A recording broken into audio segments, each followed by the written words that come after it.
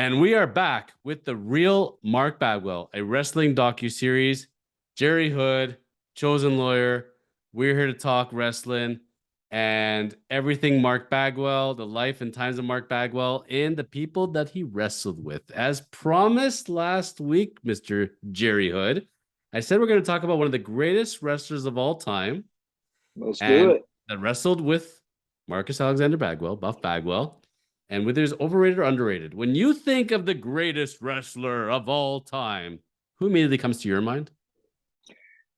I saw this on the segments, and nobody led on to let me know who it was going to be. And I read it, and popularity, Greatest of all time. Everybody's going to say Hulk Hogan. Stop right there. Of course, it's Hulk Hogan. Okay, I got one right. Yes. When you think of professional wrestling and you think the greatest of all time, if you were anywhere between the years 1982 to 2000 something, it's the Hulkster, Hulk Hogan. Now, it's funny about Mr. Hulk Hogan because I went back and watched some of the archives on him, and very few people realize, so many people think that Hulk Hogan came up in the WWF as Hulkamania, Hulk Hogan Running Wild. But Jerry Hood, Hulk Hogan did not start in the WWF. He did not even start as a babyface. Did you know this? I did not. Bring it. So, back in the day, how did the WWF do so well in the 1980s? Very, very simple. They stole a whole bunch of talent from the AWA. So you had the American Wrestling Alliance, AWA, you had the NWA, and the WWF. Vince McMahon takes over for WWF from his dad, Vince Sr. And there's a whole bunch of great wrestlers over in the AWA, including Andre the Giant, announcer Mean Gene Okerlund, and this heel Hulk Hogan at the time. So the Hulkster was a bad guy. He wore dark shades and he used to yell at the mic and he was very, very mean. They bring him over to WWF and they create this babyface persona who takes down the horrible Iron Sheik, who was really a placeholder between Bruno Sammartino and Hulk Hogan. You cannot have a Hulk Hogan facing Bruno Sammartino as two baby faces. So you got to bring the Iron Sheik who spits on the American flag and how much he hates America and America puh. And you bring in Hulk Hogan, Madison Square Garden, and the legend is born. Whether you like Hulk Hogan or not back in the day, and his wrestling skills or lack of wrestling skills, if you think about it, what did he have basically? Boot to the face, leg drop, 1, 2, 3, the end. Most boring moves humanly possible. But the charisma when Hulk Hogan came out to the ring was undeniable. I remember back in the day, this would have been late 80s, I believe, if not mid. I would say late 80s. I got to see a match where Hulk Hogan teamed up with Macho Man Randy Savage as the Mega Powers and brought to the ring by Miss Elizabeth, and they faced off against Ted DiBiase and whoever his partner was at the time. When Hulk Hogan comes out and Real American plays in the background, people went bananas. Like absolutely bananas. Greatest babyface of all time, inspired everybody, and you wanted him to kind of lose, but he held on to that belt forever. Like you watch Roman Reigns now, and Roman Reigns has had the belt now over a year, close to 2 years, and you don't see these reigns anymore of a champion. That was Hulk Hogan. Hulk Hogan didn't have to wrestle every single week; he was just there. But then a funny thing happens to Hulk Hogan. He comes over and he goes over to WCW, which used to be the NWA, by the way. And they're not responding to Hulk Hogan anymore as much. They're like, I'm tired of this shtick. It's boring. It's not exciting. I want to cheer for bad people, not good people. This is not doing it for me. And Hulk Hogan, right to the very last second, when they proposed him to be the mystery member of the NWO, didn't want to ruin his legacy. He's like, I'm not sure. He agreed to do it, dyes the beard black, spray paints the belt, NWO, and Hollywood Hogan is born. Saved his career, created one of the greatest factions ever. If Sting, who was the backup person to the NWO, would have come in, no way the NWO was as popular as it is. Hollywood Hogan makes that faction. So when you look over his body of work, never mind the politics and the BS and everything that he did, and he went and manipulated everywhere where he went. I think there's no doubt about that. He goes to TNA, pulled the same stuff as he did in WCW. But when I told you who's the greatest of all time, your first reaction was Hulk Hogan. So today's question, and I ask all the fans, subscribe, notification bell. Do it right now. We need your opinions immediately. Is Hulk Hogan overrated or underrated? I know my opinion. Jerry Hood, cousin to Buff Bagwell, wrestled with Hulk Hogan in the NWO. What's your take on the Hulkster? Overrated or underrated? Underrated. I honestly believe underrated. I guess it depends on who you ask. Coming up, Hulk Hogan's idea, Terry Hogan, his idea Terry is, and Bollea. what? Yeah, Terry. I always say Terry Hogan just because just Terry to begin with. So Terry, his idea in conjunction with the WWF was to get everybody on board: mom, dad, kid, kid for 5 years old, to love the Hulkster and follow him for the next 10 to 20 years. And some, of course, progress and follow it more than that, and kept going. And it didn't matter at that point, underrated or overrated. If you followed him, you followed him. It's almost like NASCAR. If you follow Dale Earnhardt Jr., and he's driving for Budweiser today, and I'm not a NASCAR fan, so I don't know. And then tomorrow he accidentally drives for Home Depot. You're still, even if you hate Home Depot and you love Jimmy, what's his name, for Lowe's, you're still going. It doesn't matter. And that's what happened. The following was incredible, and in the ring was incredible, and everything that he did, it turned to gold. It didn't matter if it didn't matter. The poses, the ripping it off, and Brother. And the brothers, and I was fortunate enough to meet Hulk at the Omni back in the early 90s. And I'm thinking to myself, how big is Hulk Hogan? And do you really not? A lot of people, they think they see 6'3", 6'4", 6'5", 220 or 240, or, I'm well over 6 foot tall myself, 225. I probably look heavier now on the screen, but the scale says 225, so I'm going to go with that. But when I finally got next to Hulk Hogan and he grabbed my hand, and Mark says, Hulk, I want you to meet somebody. It's my cousin. And of course, he was like, oh, man, he stuck his hand out there and he grabbed it. And it was like two hands grabbed my hand. And I've got some pretty big hands. I mean, and it was, I started to let go after a good shake, and he grabbed me back in and said, where are you going? And he was huge. I looked like a midget next to him. Little Nothing person. against the midget. We can't little say, person. little Sorry. person Yeah. can't Nothing say against, that, nothing against the little person. And people.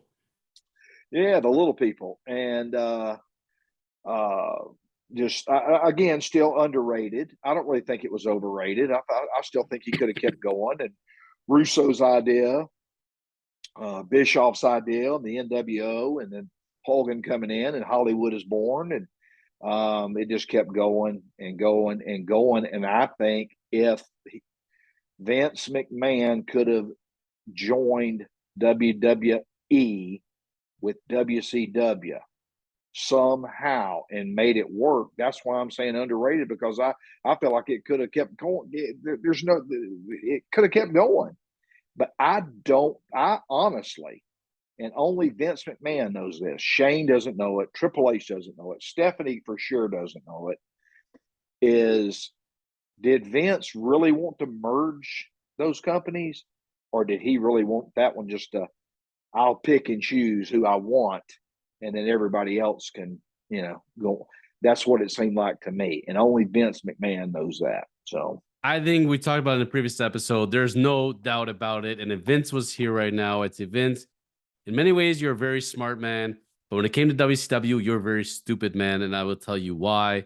It's like you don't like your next door neighbor. And you're like, okay, I'm going to buy my next door neighbor's house because he fights with me all the time and I don't like him. As soon as I buy it, and let's say he's got a $2-3 million house, I bulldoze the house just to spite him. So I'm losing $2 or $3 million of my money just because I'm sending a statement. Vince McMahon could have taken WCW, could have kept it going as a sister company, could have had competition, even though it's a real competition. It's like a telecom buying another telecom and they keep it as two separate companies. It's really one company, right?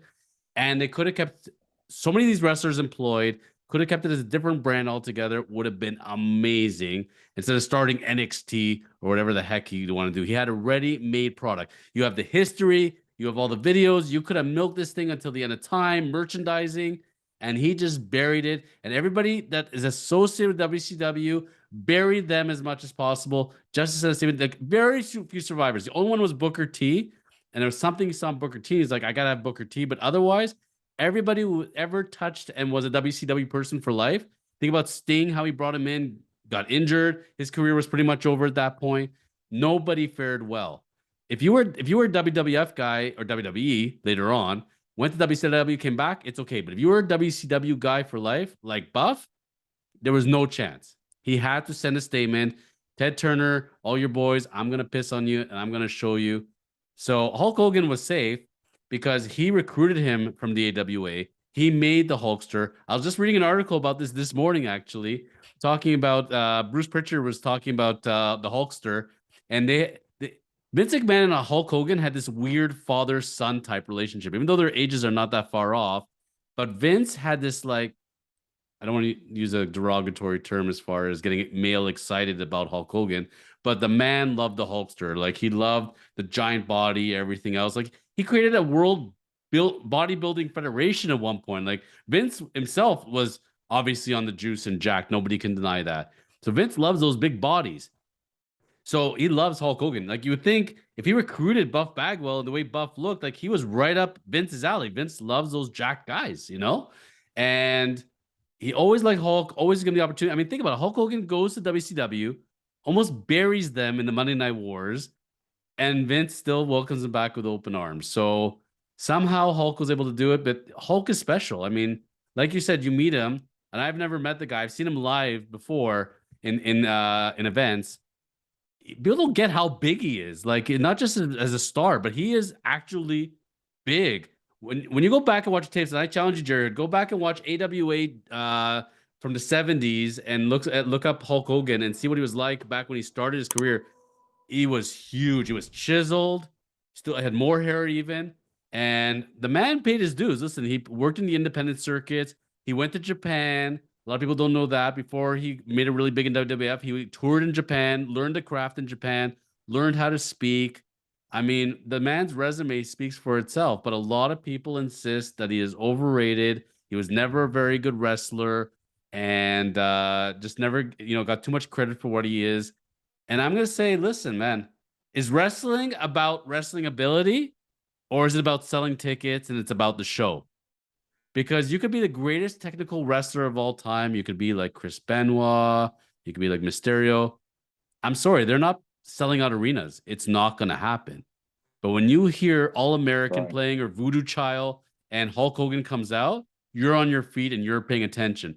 What were the three commandments from Hulk Hogan back in the day when he was a babyface? Remember? I do not. Come on, Jerry Hood. Train. Wow. Training was number one. Train. Sure. Say your prayers. Okay. Eat your Wheaties. vitamins. Come on, Jerry. Wow, You know, we're gonna take away your I'm wrestling fan card for that one. Everybody knows the Hulk Hogan commandments. a fan and being something wrestling. I know them all. I've seen them all. I've met them all. We've traveled together.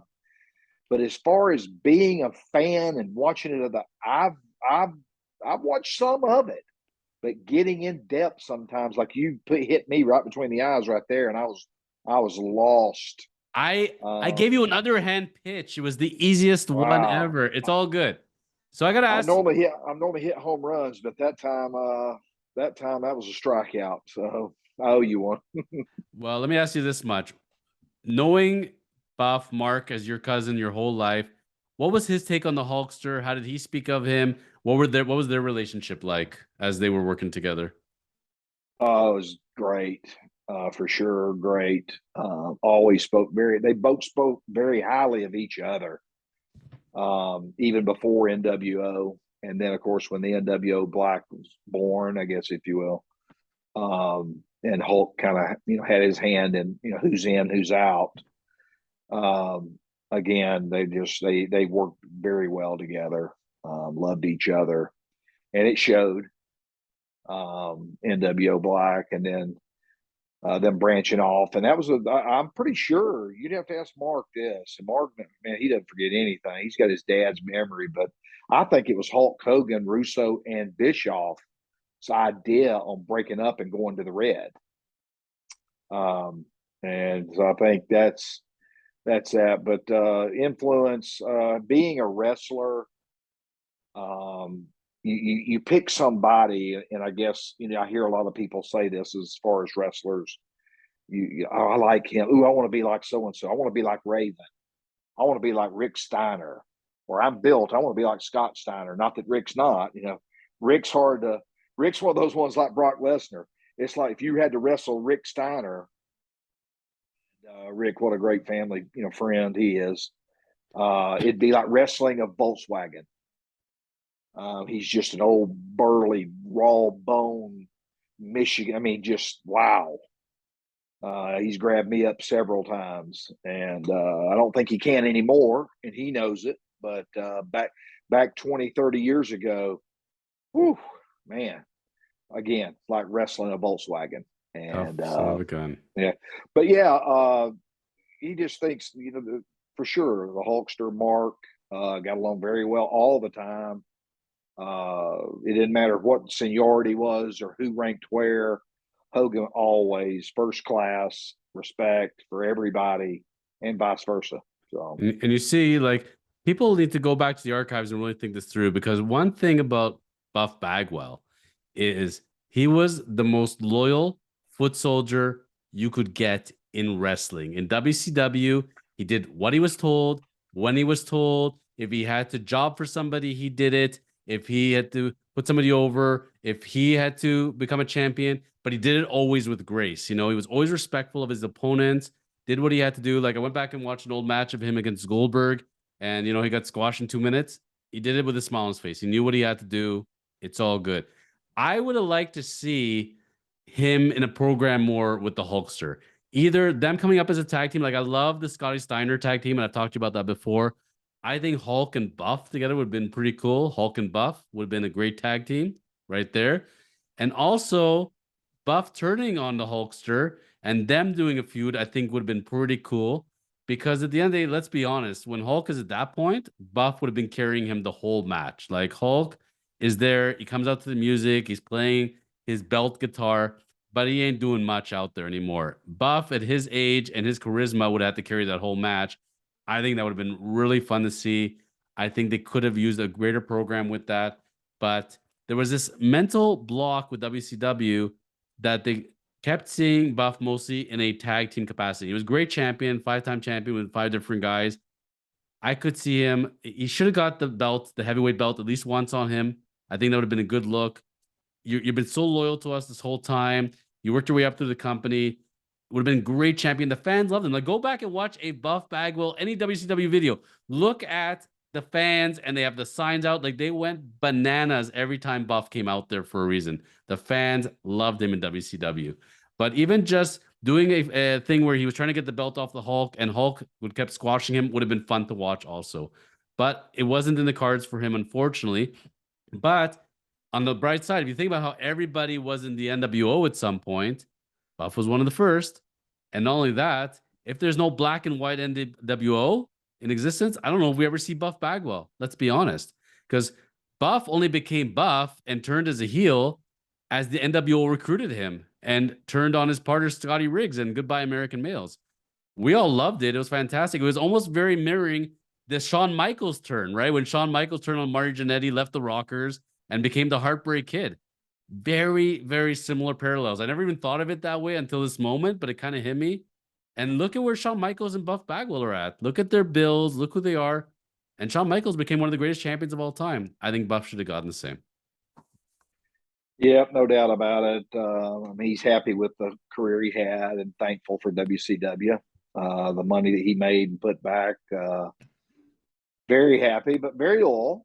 Very loyal. He did what they asked him to do.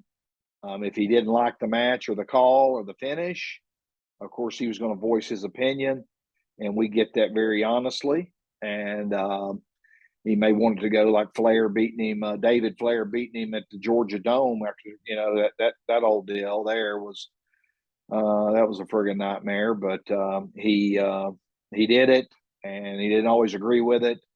But you're right. I don't think that we see the NWO is not born, and then he's brought into the NWO, kicks Scotty Riggs goodbye, and then Nick Patrick gives him the label Buff. There's no Buff Bagwell. I think it's Stars and Stripes, or It's American him and Too males to the Cold, end of or time, buddy. American males to the end until who knows what, or at that point, who knows? Maybe from there he goes over and goes to the WWF or We don't know. WWE. It is you just don't know. But very well put on your part. We don't know Buff Bagwell and who he is if the NWO is never born. So I And get the other that. thing I'm gonna say, WCW, and we harp on it a lot, but it's true. You couldn't have WCW end at a worst possible time. This was in Buff's peak of his career. And I'm going to tell you, if WCW is going and they're still demolishing WWE at this point, either WCW is signing him to a lifetime contract or WWE is signing him and they're going to get a bidding war. Like he was the prototype guy for WWE to steal away to stick at WCW. But once WCW is done at that point, I mean, a lot of the wrestlers got screwed at that point because there's only one place to go now and there's a lot less jobs out there. So, unfortunately, like we said, that's how the tables turned.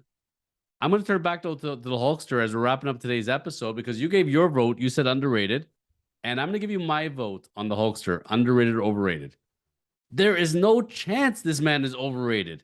He is completely underrated. And I'll tell you why. One simple answer. If you can tell me all you want of his wrestling abilities and he held on too long and how he did in TNA, I don't care. Hulk Hogan does not come into WWF the way he did in the 1980s. Professional wrestling today, as we know it, is not the same. Hulk Hogan revolutionized the whole sports entertainment game. There was none of this.